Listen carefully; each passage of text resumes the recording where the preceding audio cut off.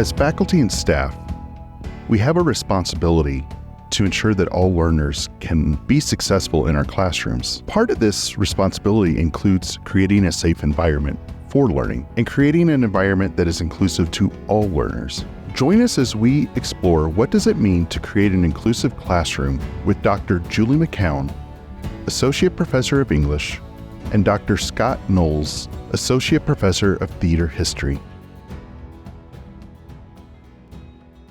Thank you all for stopping by to talk about inclusivity in the classroom. I'm really curious, why is inclusivity important in higher ed? Well, that's an extremely broad question. I try to ask broad questions. Yes, you did. That one requires a little bit of thought, I think. For me, just on the base level of making sure that students can engage in a process in a classroom is first and foremost to classroom decorum, classroom management, all of that is there to ensure that everyone can be in a position to learn. So if they do not feel comfortable with the environment that we're in, they cannot learn. So it's very important for that basic reason, but so many other reasons and in so many different specific circumstances, it matters differently. Yeah, and I think you can't really have learning without students having that foundation of feeling a sense of belonging, feeling like they have a place here, that they feel comfortable and relaxed and safe enough to do the kind of intellectual work that accompanies, real meaningful learning. So it's kind of like the whole you need food, water, shelter idea. But in learning, we not only need to have those things, but I think those things would count as belonging, like being sure that students have those kind of basic needs, food, clothing, shelter. I think that's part of inclusivity, more of a sort of physical thing too, but I think absolutely. And I know SU has a great food bank. I've worked with them a little bit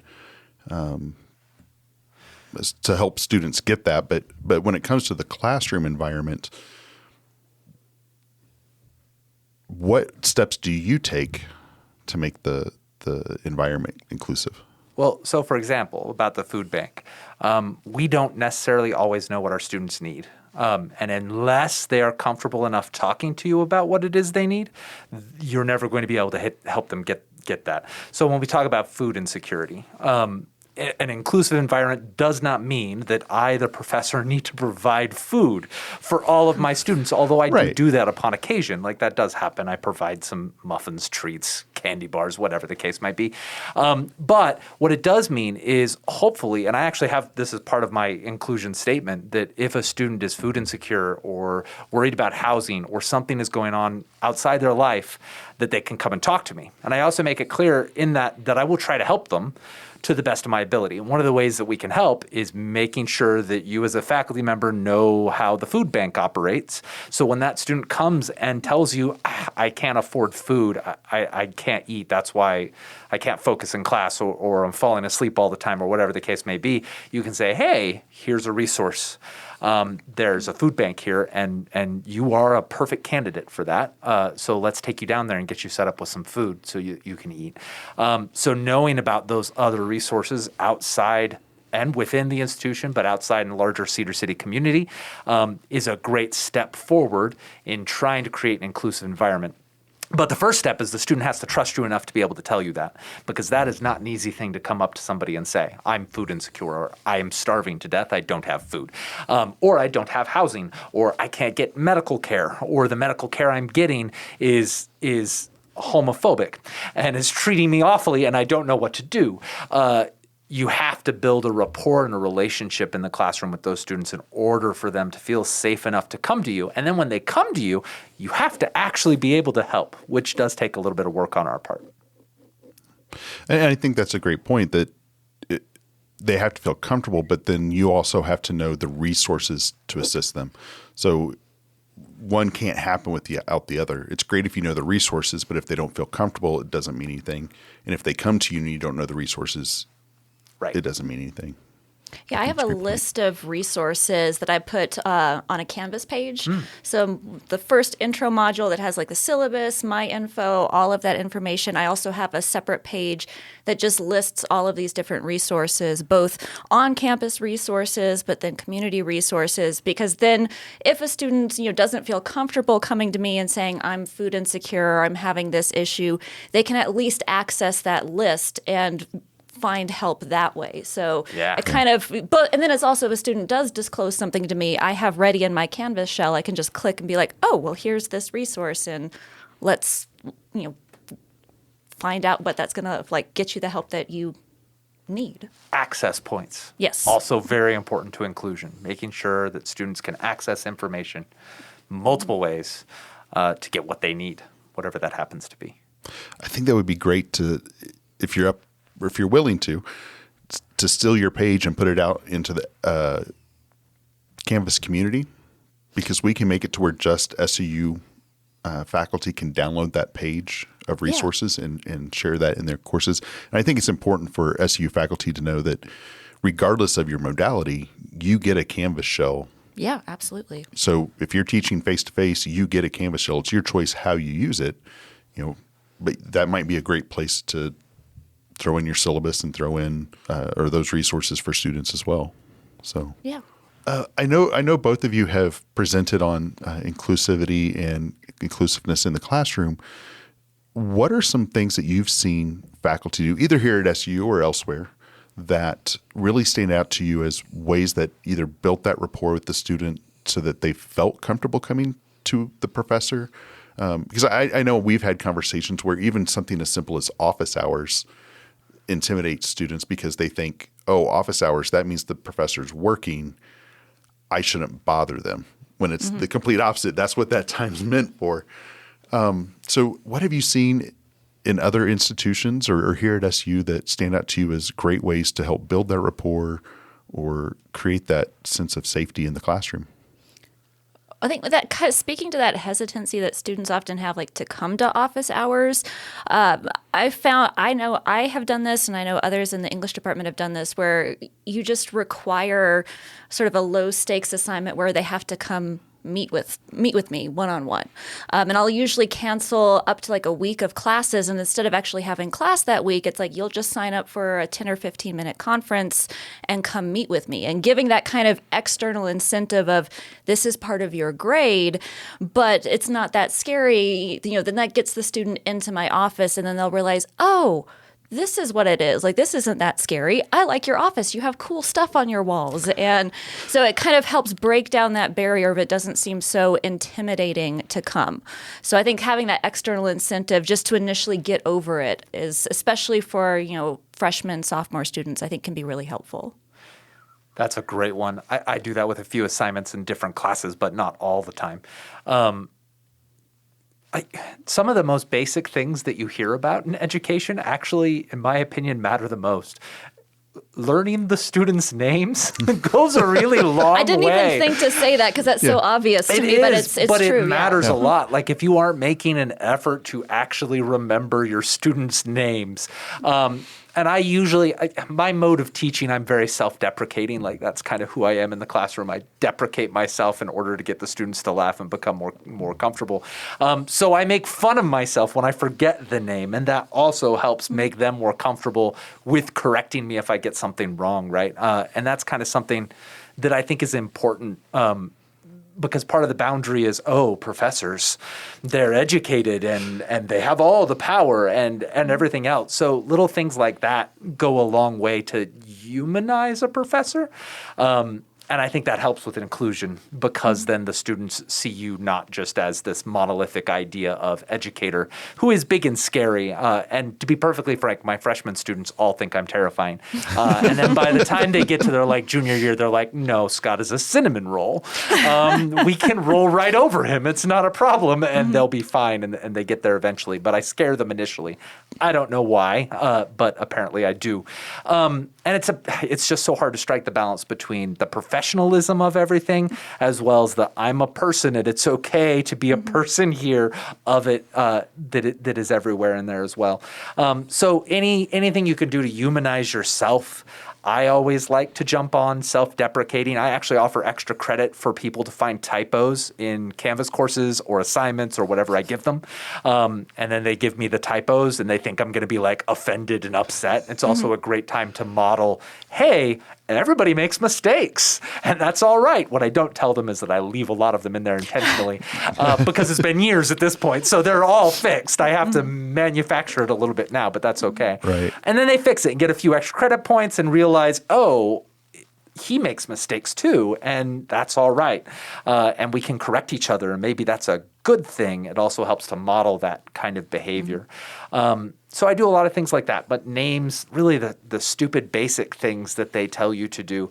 I'm honestly not a huge fan of the getting to know you games. I don't know if you have thoughts on that. Maybe because it just feels disingenuous in most cases. Like it's, oh, this is the thing we must do, as opposed to something more realistic. So I find like on first weeks an activity-based project that we're all going to do together, and we're going to do it in teams so you get to know a few people, and then we're going to present it in front of the class and we start seeing personalities. And of course, I mean, I teach theater, so there's a lot more of that going on anyway, so it's a little bit ready built into our programs, but it's always a good thing to do. Like come in with an activity that's not just silliness, but also directed towards the content and gets people engaged, showing who they are versus tell me who you are right now in this 5-minute session.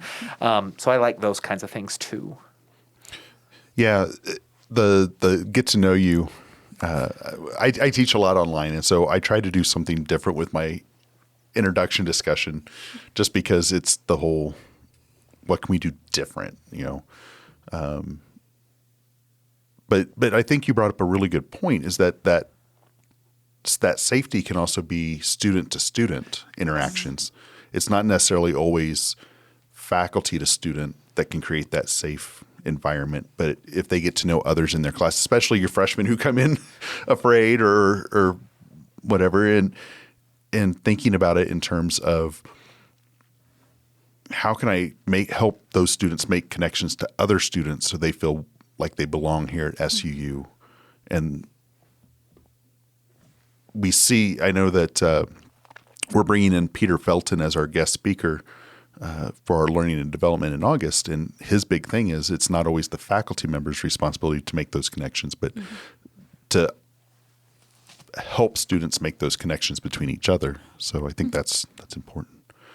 You bring up a great point also about the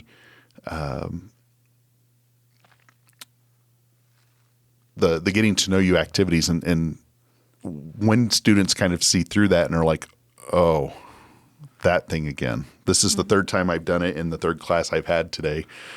And so what barriers do you sometimes see that faculty run into when they try to be inclusive in the classroom, or maybe aren't necessarily, I don't want to say opposed, some might be opposed to being inclusive in the classroom, but what barriers do you see in higher education?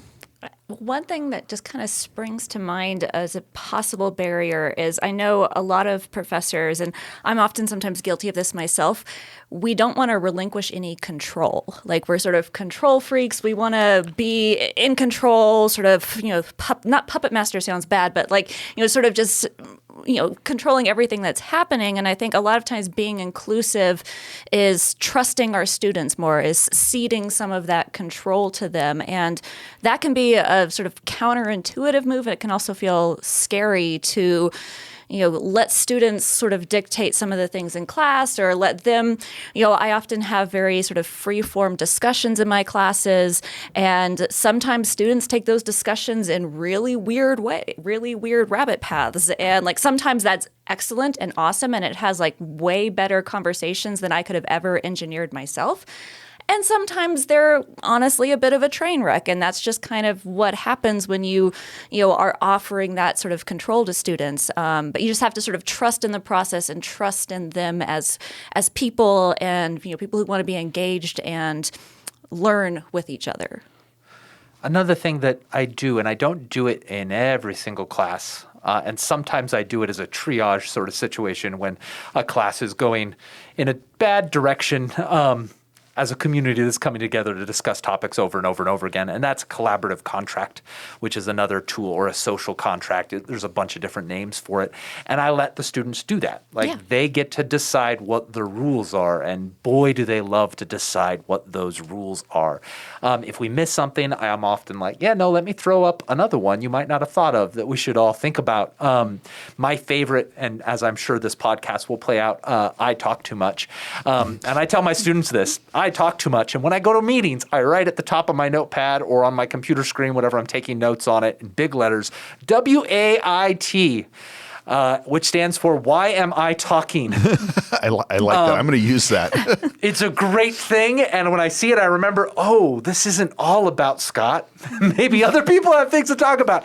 Even when I'm the professor, I try to remember that. But again, it makes it jovial. And again, it's a self-deprecating move, right? I'm going to tell you something that I struggle with and a way I try to work on that. And there's always some students, we always have students who are talking too much. That always happens. How do we help them to understand that without calling them out and making them feel like they don't belong? Like you shouldn't be here because you talk too much.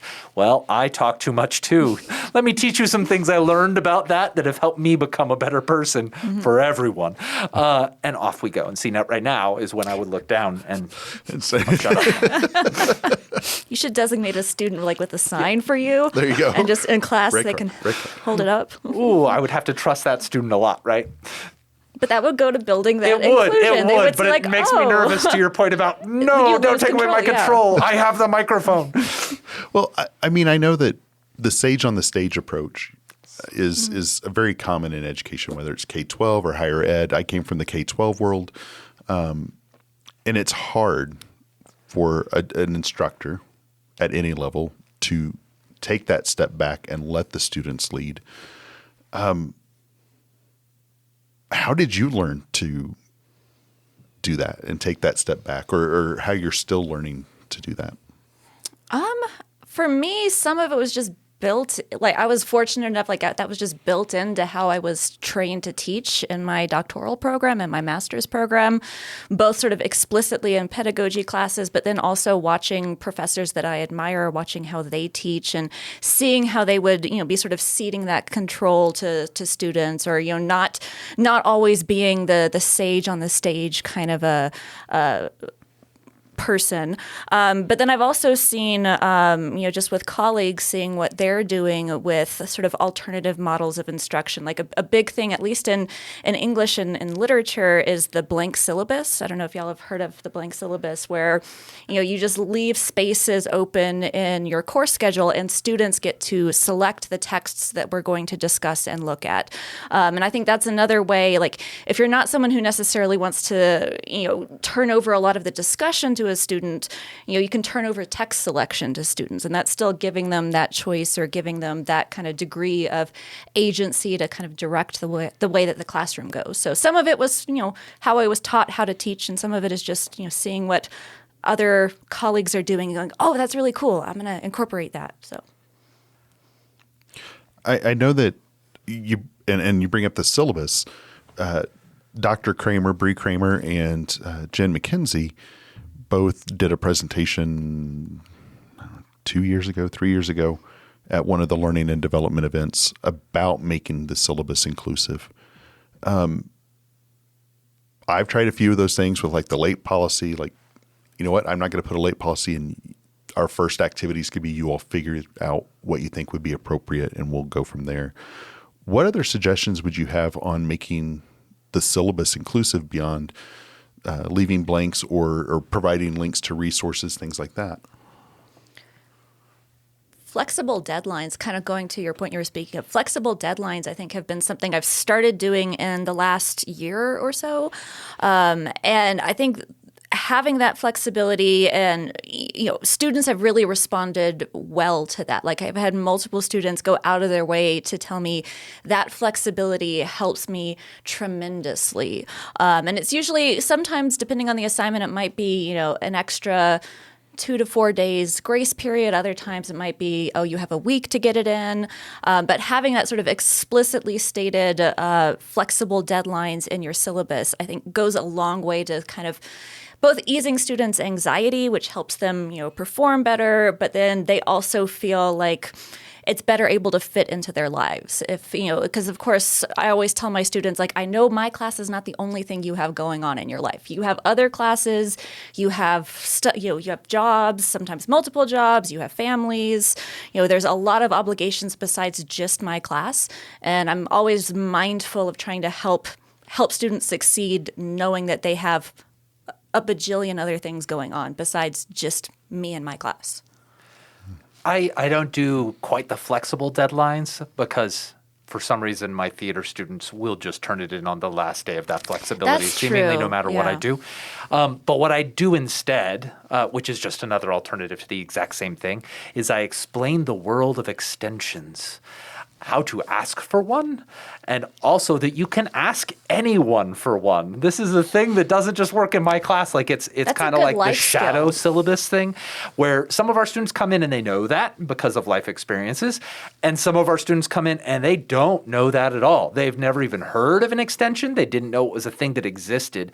I've had some students actually complain that I tell everybody about them, and I'm always a little bit suspicious when that happens. I'm always like, why are you concerned that I'm telling people about extensions? It's insider knowledge. Yeah, and their thought was that it makes people just take too much advantage of the extensions. And I say, yeah, but have you ever met somebody who doesn't know what one is and how devastating that can be because they think there is no grace, that there can't be an option to still pass this class because they know there's no way to get that final paper in or that midterm project in.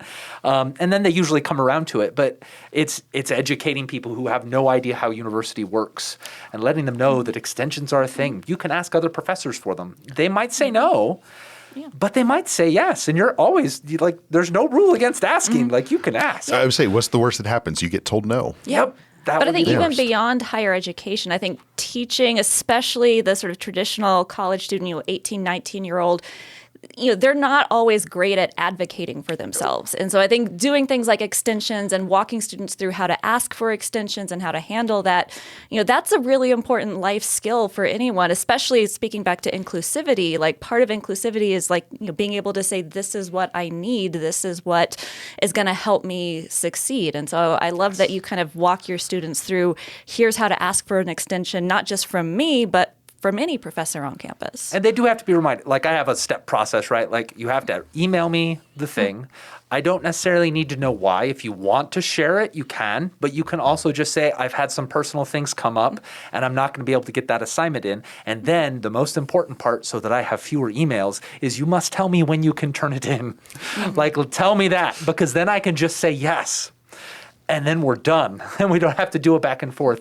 And they do forget that occasionally, so they have to get reminded of that a few times. But it is good educationally to let them learn to advocate for themselves, which is important for inclusion in the classroom. Well, and I was just thinking that, whether it's having to discuss and decide which textbook or which book you're going to investigate this semester or communicate that I need an extension, it all comes down to that, being able to communicate. And again, we go back to that whole concept of the student has to feel safe. Speaking of safe, I know that with our learning and development in August and then throughout the year, Pride Alliance provides safe zone training. Why would a SU faculty member or staff member attend a safe zone training? I think the main reason is it does provide kind of a basic level, instruction about the LGBTQIA plus community, goes over some definitions and terms and some sort of best practices. It's also a space where, if faculty have specific questions about things that have come up for them with students, they're free to ask. They kind of get connected to those resources. So if you're one of those faculty members who's like, oh, I want to help, but I don't know what the resources resources are, safe zone training can give you those resources. And then also on the more materialistic side, you can then get, the little safe zone sticker you can put outside your office and the safe zone t-shirt. If you are a t-shirt person, I know, Scott, you're not a t-shirt person, but you get those kind of those sort of materialistic markers, which, speaking back to how you can communicate inclusivity to students, if a student sees that you have the safe zone sticker on your nameplate outside your office, or if they see you wearing the safe zone shirt on Fridays as your red shirt, that's a visual way of signaling to the student that you are a safe space for them. Or at minimum, you took the effort to go to a 2-hour training session to try to learn a little bit about who they are. And that matters a lot. Yeah. No, and I think that's important. Safe zone training is not about all you need is 2 hours and then you shall be an expert about the LGBTQ community. Nope. No. It's just showing that you're willing to listen and learn and be open to ideas. I know that when I worked with Danica on the Summit on Belonging, we had a long conversation that we have those that just need to get the basic terminology all the way up to those that want to apply those skills and those assets. And so I have attended the Safe Zone training, loved it, and I know that it gave me a lot more information on things I wasn't aware of, concepts and terms. So I can see where it's extremely beneficial. So I don't know how often they happen per semester. So we usually do at least one official one each semester that we advertise broadly. So we're obviously doing one with the learning and development workshops at the beginning of the working contract for faculty members this year. But we also take requests. So you can email the Pride Alliance at any point and request a training for your department or for a different organization on campus. We generally try to get more than a handful of people in there. So sometimes we get a couple requests and say, hey, everybody, let's go ahead and combine this into one big group that we can then have a larger conversation with. But we have also done it for 2 or 3 people when they needed it and there was nobody else around that were interested in taking Safe Zone training at that time. So if we don't have a Safe Zone training coming up on a calendar anytime soon, email the Pride Alliance and we will find a training time for you. Yeah, and we also do trainings for students, so it's not just for faculty and staff. So if a faculty member, if they have a class where maybe there's a lot of content related to LGBTQIA community and they think, hey, I'm not an expert in this, but I think my students could benefit from this training, that's also something that Pride Alliance can do. That's great. I didn't know about the student aspect. I knew about the faculty staff. Yeah, we've trained the RAs, we've trained writing center tutors, so yeah. Outstanding. When we do plays that have queer themes, we often actually have Pride Alliance come in and do a training of the Safe Zone training for the cast before we get going, which kind of sets a nice tone for the performance and makes sure that everybody kind of at least has a base level of knowledge for the work that we're about to engage with. So it's quite helpful for a lot of different groups. Well, and I think that brings up a great point of, again, going all the way back to the beginning of our conversation of creating a safe environment, helping students understand what creates a safe environment is important. So we're kind of coming to the end of our time today, but I wanted to give you guys an opportunity to share anything else that you'd like to bring up for SU faculty or faculty in higher education. This podcast is now being downloaded on multiple continents, which is exciting. So it's not just here in Utah that it's being downloaded. It's being downloaded across the United States and other continents.